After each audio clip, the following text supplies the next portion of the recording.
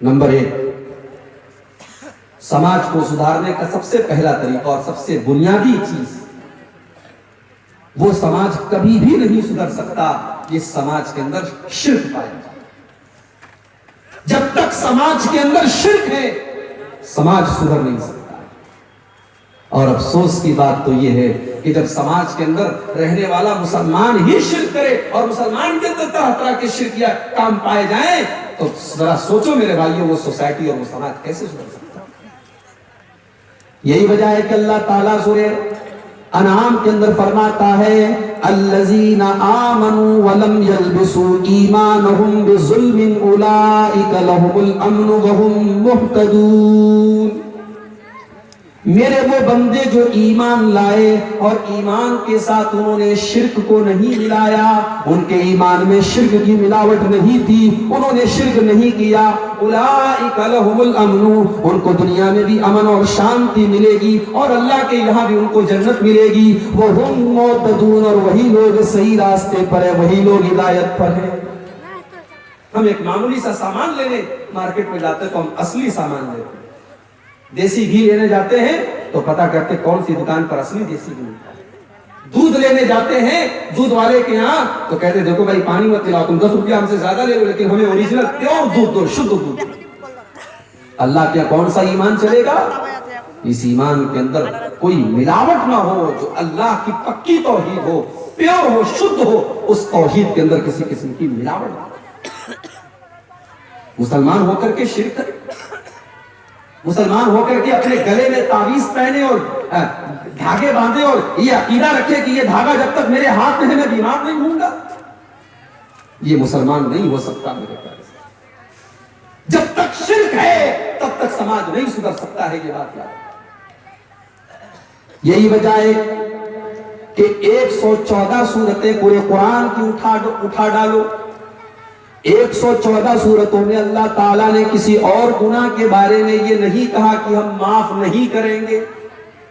हर जगह अल्लाह ने यही फरमाया, मैं गफूर हूं, मैं रहीम हूं, मैं माफ कर देने वाला हूं, तुम मुझसे तौबा कर लो, मैं तौबा कबूल करने वाला हूं।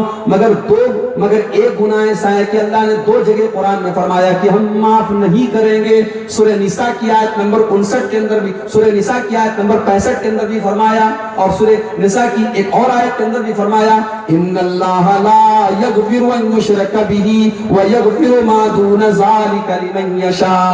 मेरे बंदो, हम तुम्हारे सारे पापों को तो माफ कर देंगे मगर हम शिर्क नहीं माफ करेंगे, हम सारे गुनाह को माफ कर देंगे मगर शिर्क माफ नहीं करेंगे। इतना गिर गया है मुसलमान। मैं आपको एक बात बताऊं, अभी मैं साउथ इंडिया से आपके पास आ रहा हूं। कर्नाटक में मेरा प्रोग्राम था। कर्नाटक में एक जगह है गुलबर्गा, जैसे अजमेर के अंदर बहुत बड़ी दरगाह है ख्वाजा मोइनुद्दीन चिश्ती अजमेरी की, जिनको गरीब नवाज कहा जाता है, वैसे गुलबर्गा के अंदर एक बहुत बड़ी दरगाह है ख्वाजा बंदा नवाज, उनको ख्वाजा बंदा नवाज कहा जाता है। अजमेर वाले गरीबों को नवाज रहे और गुलबर्गा वाले बंदों को नवाज रहे। मैं एक मरतबा गुलबर्गा गया, मेरे साथियों ने कहा चलिए मौलाना आपको दरगाह की सैर करा। मैंने कहा चलो देख लेते। गया तो वहां दरगाह के अंदर बड़ी भीड़ थी, मर्दों की, औरतों की। तो मेरे साथियों ने बहरहाल मुझे दूर दूर सारी चीजें दिखाई, क्योंकि अंदर जाना हम लोगों ने मुनासिब नहीं समझा। एक जगह हम लोग गए तो देखा एक छोटी सी कब्र थी, छोटी सी मज़ार। मैंने पूछा ये क्या है? बोले ख्वाजा साहब की बेटी ने एक तोता पाला, उस तोते की मज़ार, तोते की मज़ार है। मैंने कहा यहां क्या होता है?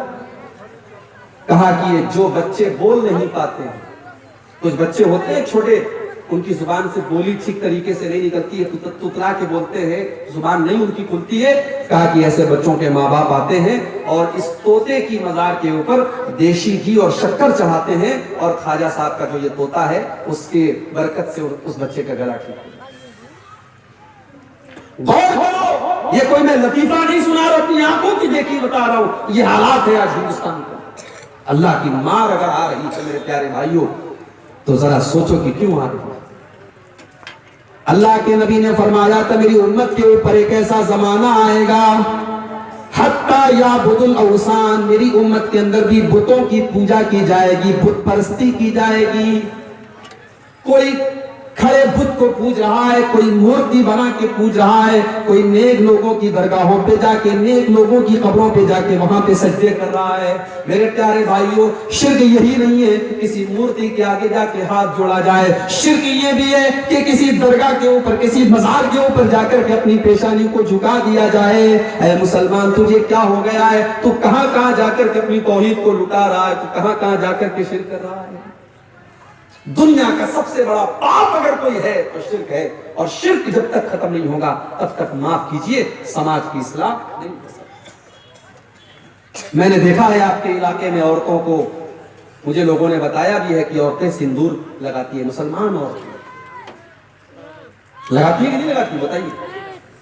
कुछ लगाती है, कुछ औरतें बिदिया और सिंदूर लगाती है। बंगाल में मैं अभी गया, बंगाल में लोगों ने बताया कि हाँ मिर्जा हमारे यहाँ लगाती है। अगर आप क्या लगाती है तो मना करो अपनी औरतों को।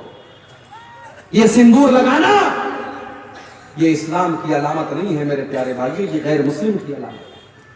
कहती है ये सिंदूर जो है ना वो सुहाग की अलामत है, सुहाग की निशानी है। मंगलसूत्र पहनती औरतें कहती है सुहाग की निशानी है, हराम है। ये सिंदूर लगाना हराम है, ये मंगलसूत्र पहनना हराम है। इस्लाम के अंदर सुहाग वाग कोई चीज नहीं होती, इस्लाम के अंदर निकाह है। लड़का लड़की की शादी हो गई, दोनों मियां बीवी हो गए, इस्लाम में उसकी कोई पहचान नहीं है, बस दोनों एक दूसरे के शौहर और बीवी है, कोई मंगलसूत्र नहीं है, कोई सिंदूर नहीं है। मियां बीवी में झगड़ा हो गया, शौहर से बीवी कहती है तुमको बच्चे की कसम है तुम ऐसा काम नहीं करोगे। मैं बच्चे के सर पे हाथ रख के कसम खा के कहती हूं तुम ऐसा नहीं करोगे। बच्चे की कसम खा रहे, मां के सर पे हाथ रखे कहता मां तेरी कसम खा के कहता मां की कसम खा रहे। अल्लाह के अलावा किसी और की कसम खाना भी शिर्क है। अल्लाह के अलावा किसी और के नाम से मुर्गा ज़बा करना, बकरा ज़बा करना, जानवर ज़बा करना भी शिर्क है। अभी एक साहब का फोन व्हाट्सएप पर सवाल आया था मेरे पास, मौली साहब अगर किसी हिंदू भाई के हम दावत खाने गए और हिंदू भाई ने अगर मुर्गा ज़बा किया है, हम खा सकते हैं कि नहीं खा सकते? नहीं खा सकते। अल्लाह ने मना किया है कुरान में, वला ताकुलू मिम्मा लम युज़कर इस्मुल्लाहि अलैहि, जिस जानवर के ऊपर अल्लाह का नाम न लिया गया हो या गैरुल्लाह का नाम लिया गया हो, उस जानवर का गोश्त खाना हराम है। मुसलमानों तुम नहीं खा सकते। मुसलमान भी अगर जानवर ज़बा कर रहा है तो जरूरी है कि अल्लाह का नाम लेकर के ज़बा करे, और गैर मुस्लिम अगर मुशरिक है तो उसके हाथ का तो आप खा ही नहीं सकते, वो अल्लाह का नाम ले तब भी नहीं खा सकते। हाँ, अगर यहूदी और ईसाई हैं, अहले किताब है, तो कुरान के अंदर इजाजत दी गई है। अगर यहूदी और ईसाई अल्लाह का नाम लेकर ज़बा करते हैं तो उनके हाथ का गोश्त आप खा सकते हैं। लेकिन अगर यहूदी और ईसाई के अलावा किसी और धर्म का मानने वाला है, मुशरिक है, तो अल्लाह का बिस्मिल्लाह पढ़ के भी ज़बा करेगा तब भी आप जानवर नहीं खा सकते, गोश्त नहीं खा सकते। मुर्गे, आप रेस्टोरेंट में गए, मुर्गा मिल रहा है, वहां आप फट से खाने लगे, मुर्गे की बिरयानी खाने लगे, पहले पता कर लो मुसलमान का ज़बिया है क्या नहीं। मुसलमानों इतने मुहताज बनो, एहतियात करो खाने और पीने में, कहीं पर भी कुछ भी मत खा लिया करो। मैं इसीलिए मैं अपनी बात बताता हूं और अल्लाह ताला हम सबको एहतियात की तौफीक दे। मैं ट्रेन में, फ्लाइट में, कहीं पर भी मैं नॉनवेज नहीं खाता, मैं चिकन नहीं खाता। हालांकि फ्लाइट में लिखा रहता है, फ्लाइट में आप कभी सफर करेंगे, फ्लाइट में जो मेनू मिलेगा, फ्लाइट में लिखा रहता है कि हमारे यहाँ जितना भी नॉनवेज है वो हलाल है, मगर मैं इस तरीके की चीजों पर मैं भरोसा नहीं करता, शक है, मैं नहीं खाता। मैं वेज खा लूंगा, सब्जी खा लूंगा, दाल खा लूंगा, लेकिन नॉनवेज, मुर्गे का आइटम या मटन नहीं खाऊंगा। ये एहतियात करनी चाहिए हमें और आपको। शिर्क ये भी है मेरे भाइयों के अल्लाह के अलावा किसी और के नाम से जानवर ज़बा करना। जब तक दुनिया के अंदर शिर्क है तब तक दुनिया की इस्लाह नहीं हो सकती। अल्लाह ने फरमाया अल्लज़ीना आमनू वलम यल्बिसू ईमानहुम बिज़ुल्मिन उलाइका लहुमुल अम्न वहुम मुहतदून। अपने ईमान की हिफाजत करो मेरे भाई, आने वाला दौर आ रहा है, अल्लाह हम सबकी हिफाजत करे। यही एनआरसी अगर लागू हो गई, और उम्मीद नहीं लग रही है कि सरकार अपने कदम पीछे करेगी। जब तक ये बिल था तब तक तो एक उम्मीद थी कि चलो बिल है, विरोध किया जाए तो रुक सकता है, लेकिन बिल पास हो चुका है, राष्ट्रपति की सिग्नेचर हो चुकी है, अब वो सीए भी नहीं रह गया, अब वो सीएए बन चुका है। अब उम्मीद बहुत कम है और सरकार भी इसीलिए अभी थोड़ा ढील दे रही है, कह रही है हम एनआरसी अभी नहीं लागू करने जा रहे, अभी टाइम है, ताकि जितना विरोध करने वाले हैं ये ठंडे पड़ जाएं। आज दिल्ली के अंदर इस सख्त सर्दी के मौसम में सर्दी बहुत खतरनाक पड़ रही है और दिल्ली के अंदर तो बहुत ज्यादा सर्दी पड़ रही है। अभी आज की न्यूज है कि कल दिल्ली के अंदर जो सर्दी थी और जो कोहरा था और जो ठंडक थी, 119 साल के बाद ऐसी सर्दी पड़ी है दिल्ली। इस कड़ाके की सर्दी में मेरे प्यारे भाइयों, दिल्ली के शाहीन बाग में मुसलमान औरतें और दूसरे मजहब की औरतें बेचारी वो बैठी हैं, इस सीएए का विरोध कर रही हैं, एनआरसी का विरोध कर रही हैं। हम और आप तो चैन से अपने घरों में बैठे हैं, वहां बेचारी वो औरतें विरोध पर बैठी हैं। इतना विरोध हो रहा है, मगर अल्लाह करे कि ये कानून वापस ले लिया जाए, लेकिन अगर वापस नहीं हुआ और एनआरसी हुई तो मैं जो हालात देख रहा हूं, अल्लाह हम सबकी हिफाजत करे। ऐसा दिन भी आ सकता है कि चंद टके के लिए लोग अपना ईमान बेच दें और अपने चंद टके के लिए अपने ईमान को छोड़ करके, अपने मजहब को छोड़ करके, इस्लाम को, तौहीद को छोड़ करके दूसरा मजहब भी कबूल कर ले। गरीब है, गरीब आदमी है, उसके पास डॉक्यूमेंट नहीं है, वो बेचारा अधिकारियों को रिश्वत देगा कि क्या करेगा, उसको सीधा सा और आसान सा रास्ता ये समझ में आ रहा है, चलो यार इस्लाम को छोड़ दो, दूसरा मजहब कबूल कर दो, अपनी जान बचाओ। ये हालात हो सकते हैं, अल्लाह हम सबकी हिफाजत करे। मगर याद रखो, मैं आप सबको एक बात बताना चाहता हूं कि दुनिया की सबसे बड़ी अगर कोई दौलत है तो ईमान है मेरे प्यारे साथियों।